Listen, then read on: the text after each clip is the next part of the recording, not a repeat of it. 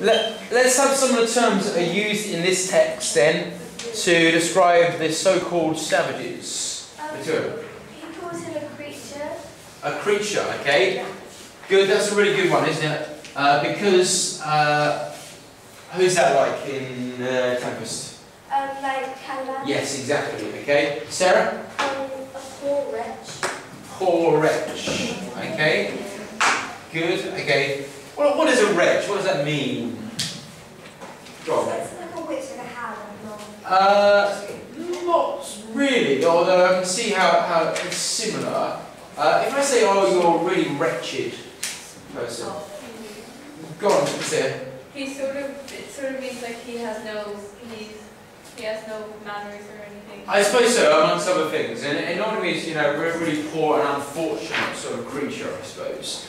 Okay, George? A servant. Servant, okay. Good, okay, that's another important one, isn't it? Okay, because we can see there's similarities to Tempest. Jamal? He uses wretched quite a lot because he says miserable wretch as well. Wretched, miserable. Am I right in saying those sorts of words, miserable, are used for Caliban as well? Yeah. I'm pretty sure that they are. Chris?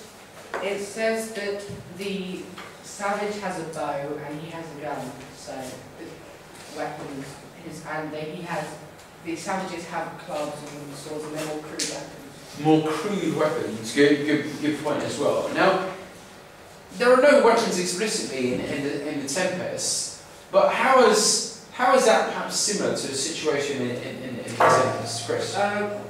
Because Prospero has magic powers and he's kind of almost like the ruler. He's the most powerful person there. Okay, so the person who is in charge is the person who happens to have greater powers. Prospero, that's the magical powers. For Robinson Crusoe, that's a gun. Okay, yes, Joe. He describes a dance because barbarous gestures and figures. Barbarous gestures and figures. That's their style of dancing. I mean, it was interesting, isn't it, that when we watched the film version, Caliban moves in a way that's physically, we would say it was like dancing, but do you remember that first scene that we saw him in? There's a lot of sort of, almost like dancing moves and quite aggressive ones going on. He says golden fellow, which is sorry? Fellow. Fellow.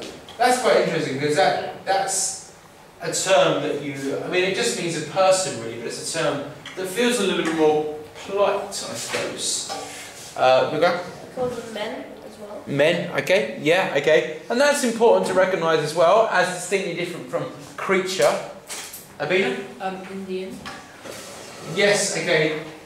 Indians. Does Indians have a capital I? Yeah? Yeah. It does have a capital I. As I said to Abina, I think here, I mean, at this point of time in history, Indians tended to be used for lots of different races of people who weren't European. So, you know, there are Native American Indians who don't, of course, come from India, and there are West Indians who come from the Caribbean, not from India, and so on. So I don't think they're actually, you know, Indian in that sense of coming from India, but generally Indians. Jamal? Adding on to what Chris said, he said, like Prospero's got some of the guns, but Caliban has minor defense. He uses his mother's curses, like that to be his. Okay. So maybe that is similar to the creatures who have the bow and arrow. sticks Oh and yeah. stuff like that. Okay. Interesting. Okay, Sarah.